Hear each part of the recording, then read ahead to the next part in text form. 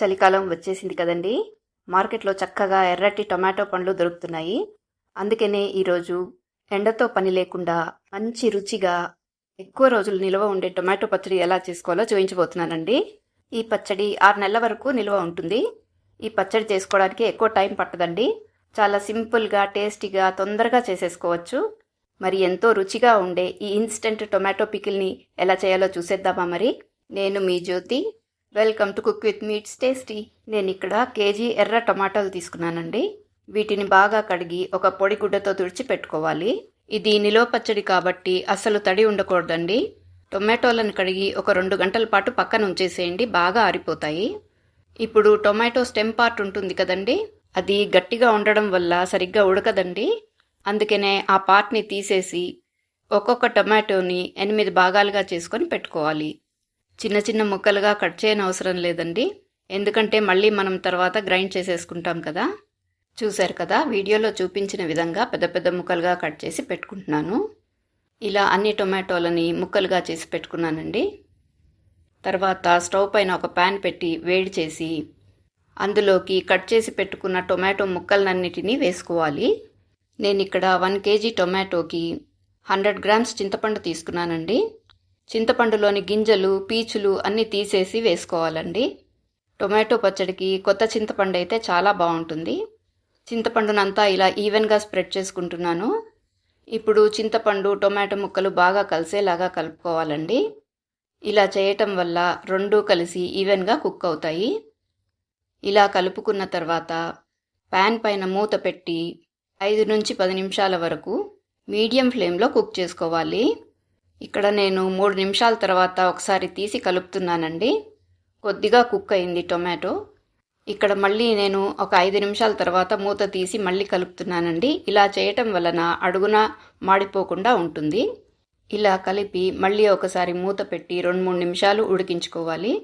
2-3 నిమిషాల తర్వాత చూశారు కదా, టొమాటో ఎంత చక్కగా ఉడికిపోయిందో. చాలా సాఫ్ట్గా అయిపోయిందండి.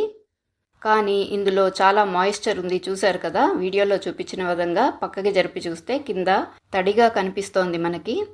ఆ తడి అంతా ఆవిరైపోవాలండి. ఇప్పుడు మూత పెట్టకుండా లో ఫ్లేమ్లో బాగా కలుపుతూ ఉడికించుకోవాలండి. ఎంతవరకు ఉడికించాలి అంటే కింద మాయిశ్చర్ అంతా ఆవిరైపోవాలన్నమాట.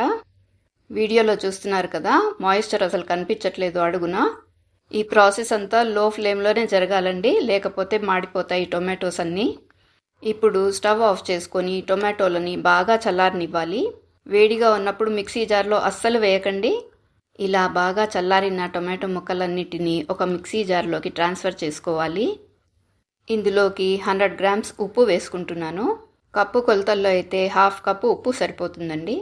కారం పొడి కూడా 100 గ్రామ్స్ అయితే సరిపోతుందండి. కప్పు కొలతల్లో అయితే 1 కప్ సరిపోతుంది. 2 టీ స్పూన్ల పసుపు, 80 గ్రాముల వెల్లుల్లిపాయలని ఒలిచి వేసుకుంటున్నానండి. కప్పు కొలతల్లో తీసుకున్నట్టయితే 1/2 కప్ సరిపోతుందండి. 2 టీ స్పూన్లు మెంతి పౌడరు, 4 టీ స్పూన్లు ఆవపిండి వేసుకుంటున్నాను. ఆవాలు లో ఫ్లేమ్లో వేడి చేసి గ్రైండ్ చేసి తీసుకోవాలండి. ఎక్కువ వేగి పేలనవసరం లేదు. ఆవాల్లోని తేమ వెళ్ళిపోతే సరిపోతుందన్నమాట. ఇప్పుడు వీటన్నిటిని బాగా మెత్తగా గ్రైండ్ చేసుకోవాలండి. వీడియోలో చూస్తున్నారు కదా, ఇంత ఫైన్ పేస్ట్ చేసుకోవాలన్నమాట. మీరు ఫస్ట్ టైం నా వీడియో చూస్తున్నట్టయితే కనుక ఒక లైక్ చేయండి, సబ్స్క్రైబ్ చేయండి, షేర్ చేయండి. మనము పచ్చళ్ళలోకి పోపు తయారు చేసుకుందామండి. స్టవ్ పైన ఒక కడాయి పెట్టుకొని స్టవ్ ఆన్ చేసి అందులోకి ఒక 400 గ్రాములు ఆయిల్ తీసుకోవాలి. ఆయిల్ బాగా వేడైన తర్వాత 4 టీ స్పూన్లు ఆవాలు, 2 టీ స్పూన్లు జీలకర్ర, 2 టీ స్పూన్లు శనగపప్పు, 2 టీ స్పూన్లు మినప్పప్పు వేసుకోవాలి. ఆవాలు చిట్లనివ్వాలండి, అప్పుడే దాని ఫ్లేవర్ ఆయిల్లోకి వస్తుంది. ఆవాలు చిట్లిన తర్వాత ఫ్లేమ్ని మీడియం నుంచి లోకి మార్చండి.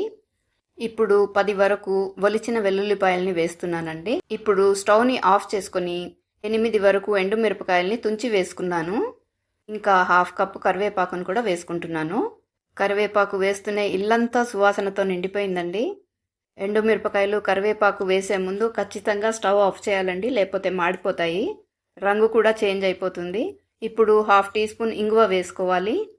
ఇంగువ వేస్తూనే ఇల్లంతా గుమగుమలతో నిండిపోయిందండి. పచ్చడి టేస్ట్ అంతా మనం వేసే పోపులోనే ఉంటుందండి, కాబట్టి జాగ్రత్తగా మాడకుండా చూసుకోండి. ఇప్పుడు ఈ పోపులోకి మనం గ్రైండ్ చేసి పెట్టుకున్న టొమాటో పేస్ట్ అంతా వేసుకోవాలి. ఇప్పుడు స్టవ్ని ఆన్ చేసుకొని ఫ్లేమ్ని లోలో పెట్టుకోండి. ఈ పేస్ట్ని అంతా లో ఫ్లేమ్లోనే కలుపుతూ ఉండాలి. 10 నిమిషాల వరకు ఇలా కలుపుతూనే ఉండాలండి. మనం కలపలేదనుకోండి అడుగున అంటుకుపోతుంది.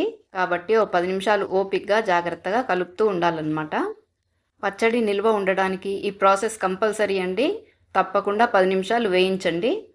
ఈ పేస్ట్ బాగా వేగి ఆయిల్ సపరేట్ అవ్వటానికి 10 నిమిషాలు ఖచ్చితంగా పడుతుందండి. చూశారు కదా ఎంత బాగుందో. చూస్తుంటేనే నోరూరిపోతుంది కదా. ఇప్పుడు ఈ పేస్ట్ని బాగా చల్లారనివ్వాలి. బాగా చల్లారిన తర్వాతనే స్టోర్ చేసుకోవాలండి, లేకపోతే బూజు వచ్చేస్తుంది. ఈ పచ్చడిని గ్లాస్ జార్లో కానీ ఎయిర్ టైట్ కంటైనర్లో కానీ స్టోర్ చేసుకోవచ్చు. ఈ టొమాటో పచ్చడి బయట ఉంచితే కనుక 3 నెలలు ఖచ్చితంగా వస్తుందండి. అంతకంటే ఎక్కువ రోజులు యూస్ చేసుకోవాలనుకుంటే ఫ్రిడ్జ్లో పెట్టుకున్నారనుకోండి 6 నెలలు హ్యాపీగా వాడుకోవచ్చు. ఇది అన్నంలోకే కాదండి, ఇడ్లీ, దోశ, ఉతప్పం, పనియారమ్స్ దేంట్లోకైనా చాలా టేస్టీగా ఉంటుంది. ఒక్కసారి ట్రై చేసి చూడండి, మీకు కూడా చాలా నచ్చుతుంది. మరో మంచి వంటకంతో మళ్ళీ కలుద్దాం. Thank you for watching.